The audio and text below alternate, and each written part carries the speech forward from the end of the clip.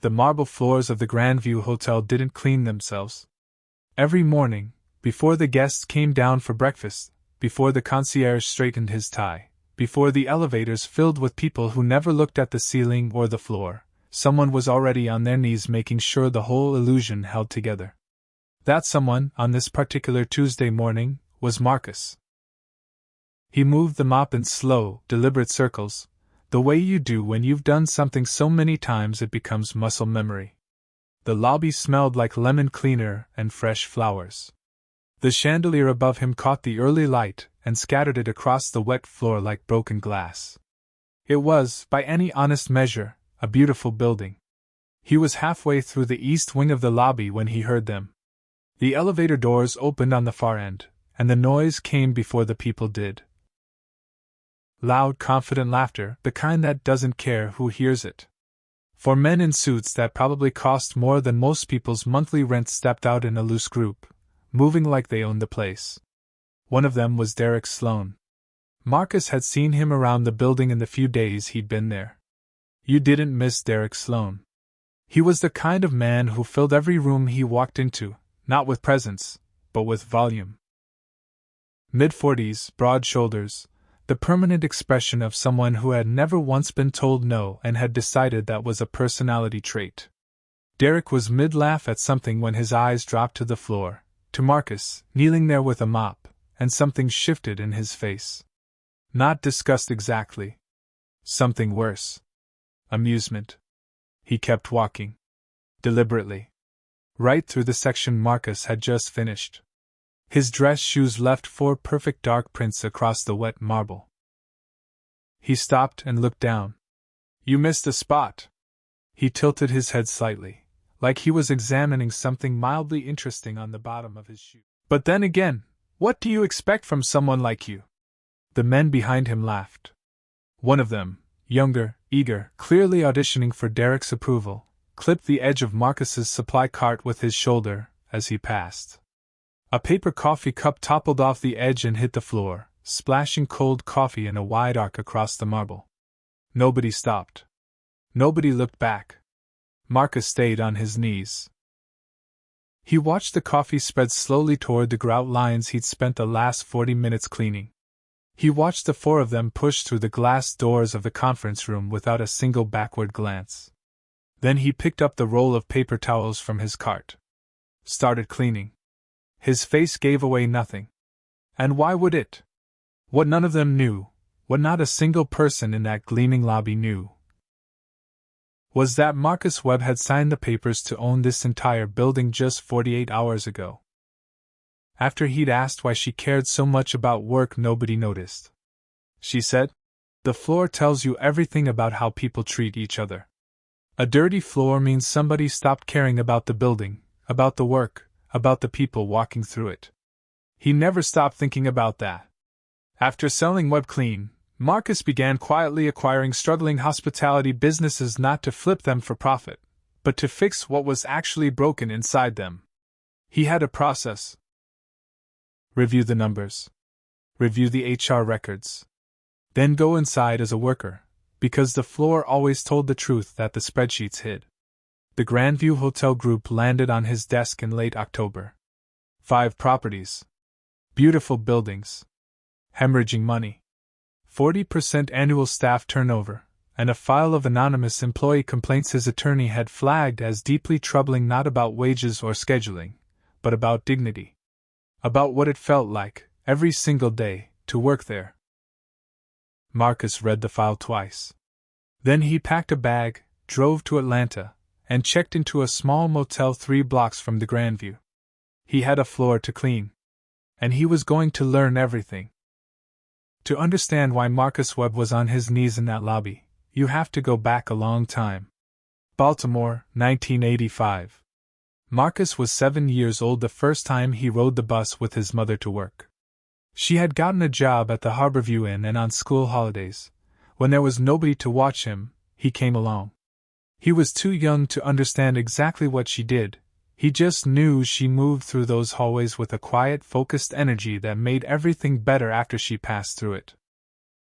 He used to trail behind her with a small cloth, wiping the lower half of bathroom mirrors while she did the top. She never asked him to.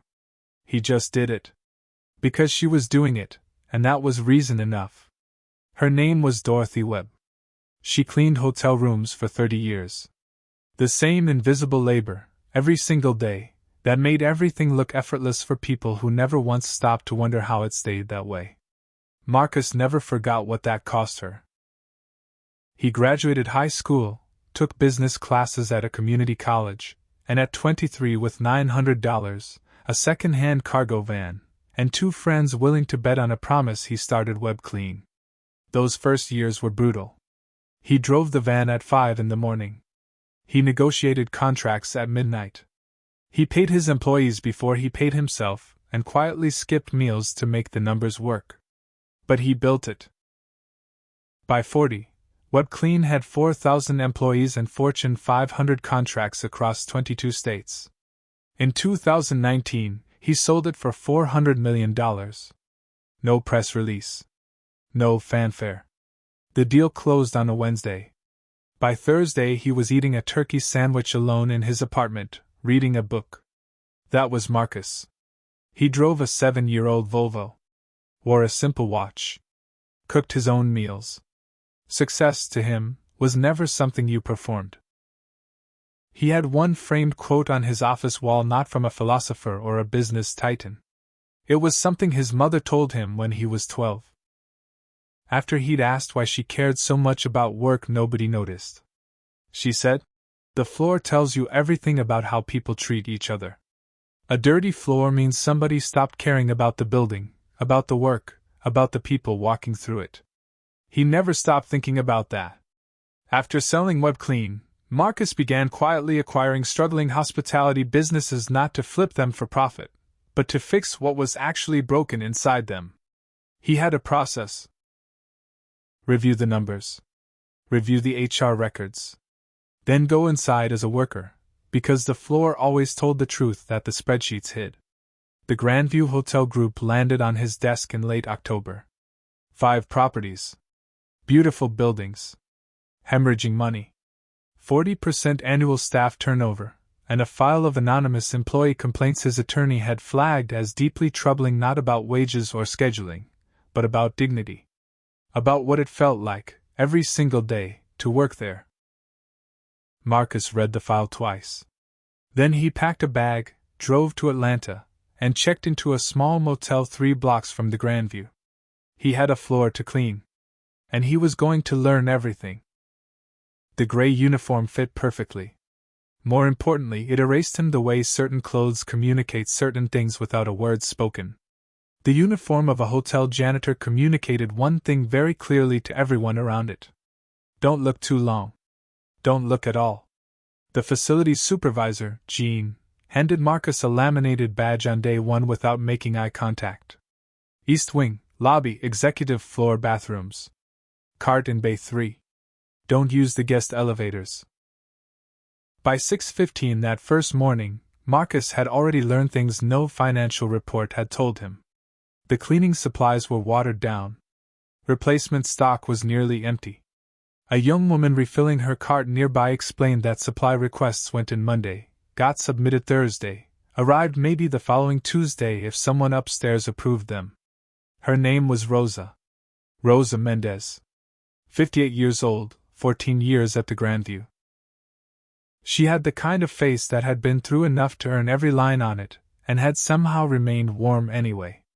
She doubled back that first morning to show Marcus which elevator the janitorial staff actually used, because the assigned one had been broken for 11 days and nobody had fixed it, meaning staff carried equipment up 4 flights of service stairs twice a day. She handed him a spare squeegee from her own cart because his was missing one. "Just keep your head down and do good work," she told him. "That's all you can do here." He watched her go and thought about his mother.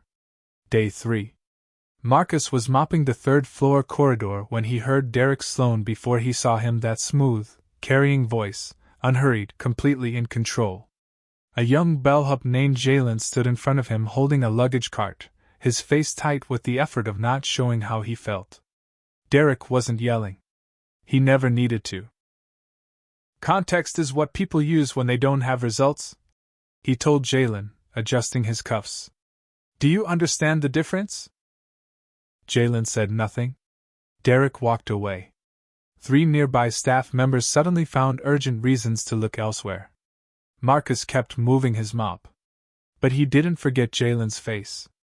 Day 5. The 4th floor operations meeting had glass walls, and the corridor outside was part of Marcus's cleaning route. Claire Watkins, the guest relations manager, was presenting a staff recognition proposal low-cost, data-backed, proven at comparable properties. She got 4 sentences in.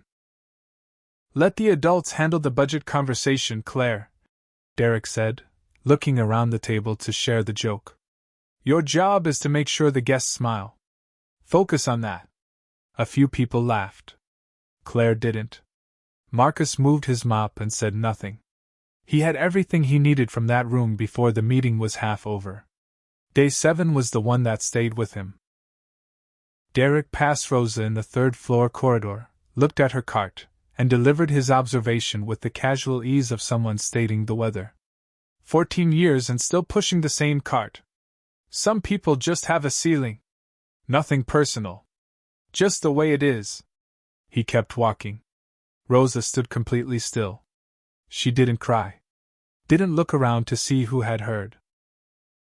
She absorbed it, straightened the towels on her arm, and continued down the hall with the same quiet dignity she carried everywhere. Marcus waited until she was gone. Then he walked to the supply bay, sat on an overturned crate, and stayed there a long time. He wasn't angry in the hot reactive way.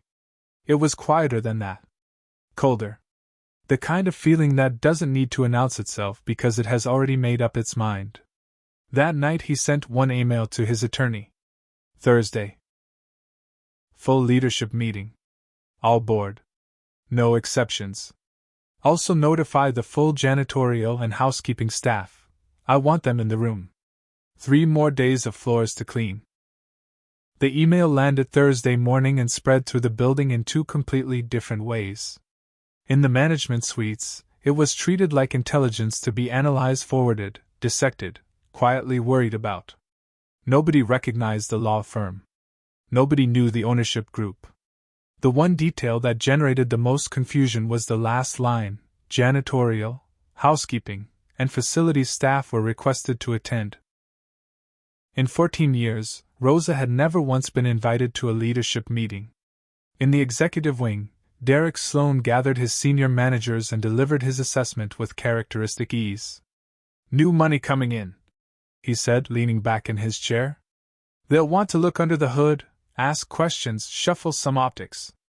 Let me do the talking Thursday, and we'll have them eating out of our hands inside a week. Nods around the room. A few smiles.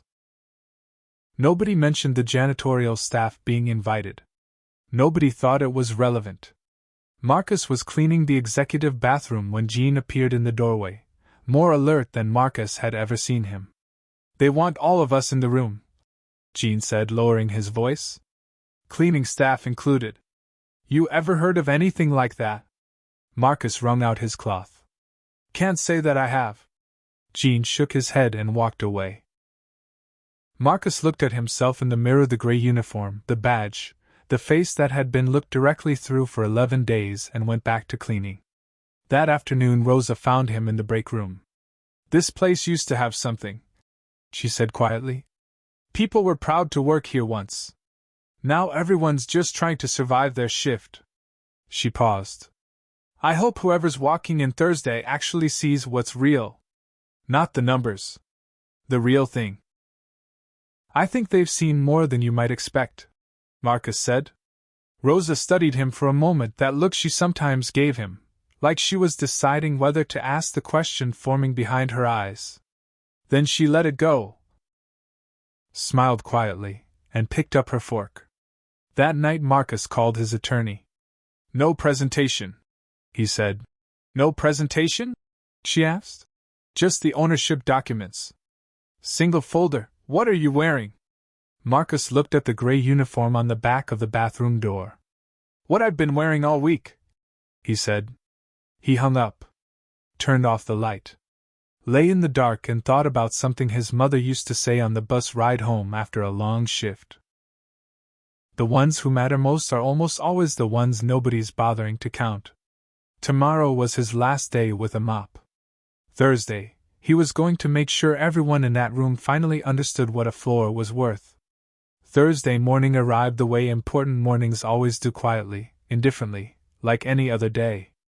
Marcus was up at 5:30 by habit. He showered, made coffee, and laid the gray uniform flat on the bed. He dressed slowly. Checked the mirror once. Picked up the single manila folder from the desk, ownership documents, 2 pages, his attorney's business card clipped to the front, and walked out to his car. He drove himself. The Grandview's service entrance was unlocked at 6:15, the same as every other morning.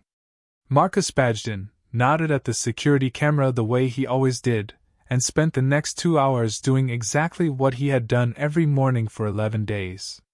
He cleaned. East Wing first, then the lobby, then the executive floor bathrooms. Slowly. Thoroughly. The way his mother had taught him without ever formally teaching him anything. At 8:55, he took his card back to Bay 3, washed his hands, straightened his name tag, picked up his folder, and took the service elevator to the 4th floor. The boardroom was already full when he arrived. 14 executives arranged around a long table. Board members flown in from 3 cities. Derek Sloan at what he had clearly decided was the head of the table, jacket perfectly pressed. The relaxed posture of a man who had already written the ending of this story in his head. Near the back of the room, gathered in an uncertain cluster, were the janitorial and housekeeping staff. Rosa stood near the wall with her hands folded. Jean was beside her, still wearing his work shirt. A few of the younger staff members looked like they were trying to figure out if they were in trouble. Marcus walked in. The room didn't go silent immediately. It happened in a wave, starting with the people nearest the door, spreading inward as more eyes landed on the gray uniform, the work boots, the name tag that said simply Marcus. Someone whispered. A few executives exchanged glances. A smile moved around the table. Derek leaned toward the man beside him, not particularly quietly. Did someone forget to tell the cleaning crew the meeting already started? Laughter. Relaxed, easy laughter from people who had no reason yet to feel anything else. Marcus walked to the head of the table, placed his folder down, pulled out the chair and sat. The laughter faded. Derek's smile held for a moment longer than it should have. Then he straightened. Excuse me, this is a private leadership meeting. I think you may have the wrong room. Marcus opened the folder. Slid a single document toward the center of the table. From the far corner of the room, his attorney stood. She had been sitting there for 20 minutes, unnoticed, in a chair against the wall. Her voice was clear and completely calm. Good morning. My name is Sandra Okafor, legal counsel for the Webb Group. I'd like to introduce Marcus Webb, sole owner of the Grandview Hotel Group, as of 6 days ago. The room went completely still. Marcus let it sit for a moment. Then he spoke, and his voice, when it came, was not what anyone at that table expected. No thunder. No performance. Just a man talking at a normal volume to a room that had decided to hold its breath. I've been in this building for 11 days. I've mopped these floors, and doing the dirty works. I've watched how this organization actually operates, not how it looks on a quarterly report. He reached into the folder, pulled out a second-page handwritten notes, both sides, the observations of 11 days. He didn't read from it. He just set it on the table so everyone could see it existed. Then he looked at the back of the room. Rosa Mendez.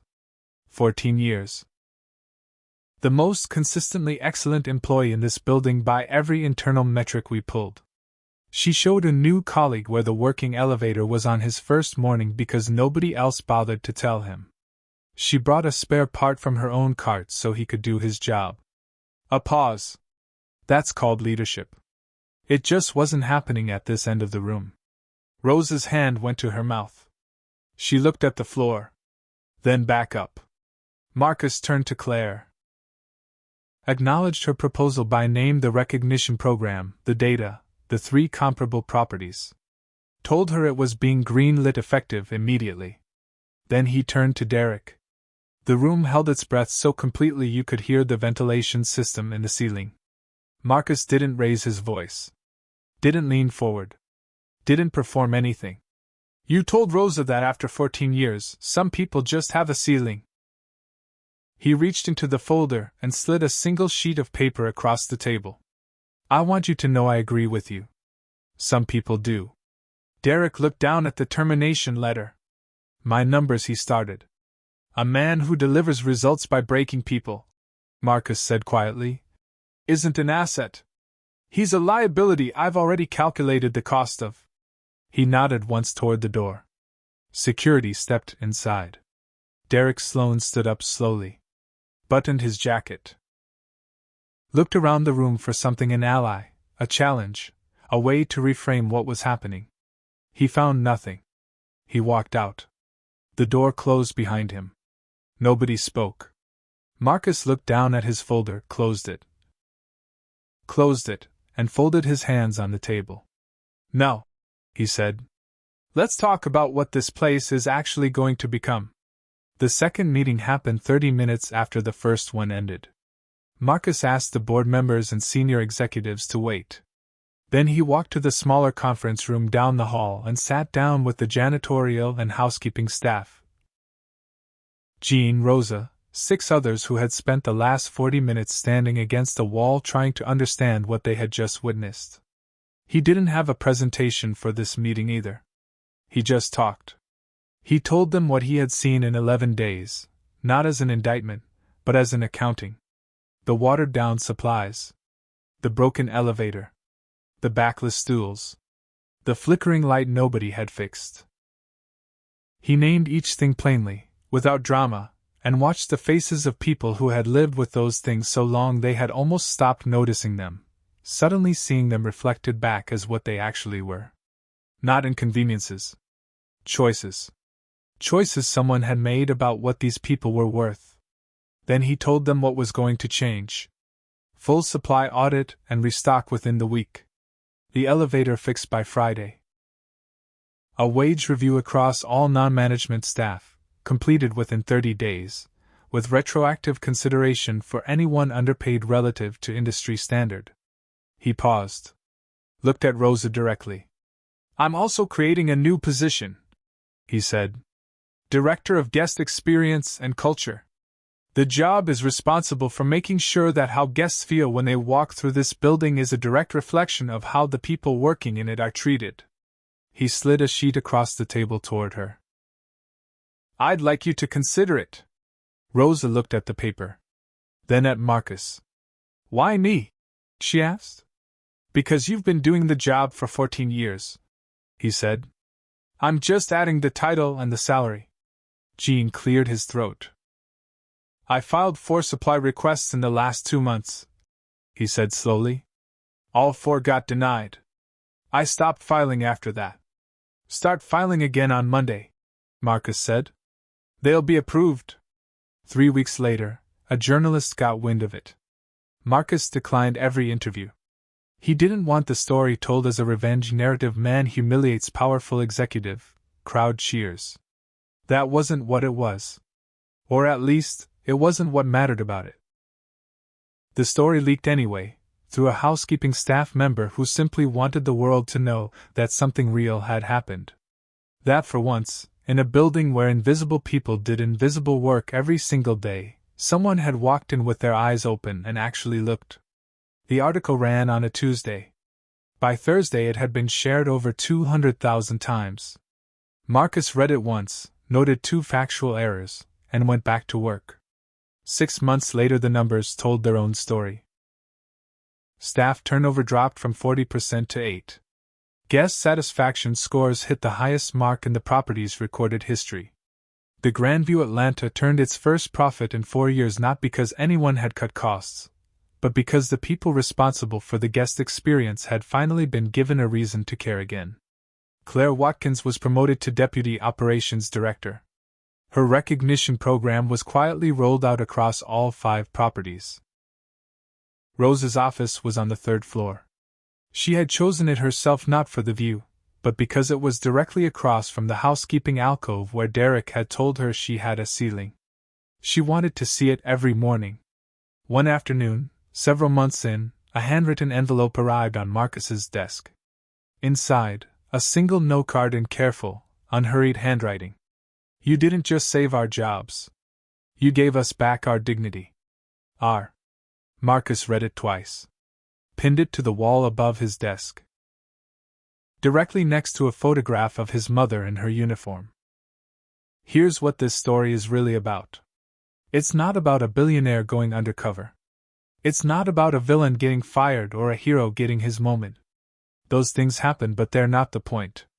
The point is what Derek Sloan and every executive in that room believed, without ever consciously deciding to believe it, that the people cleaning the floors were background. Furniture.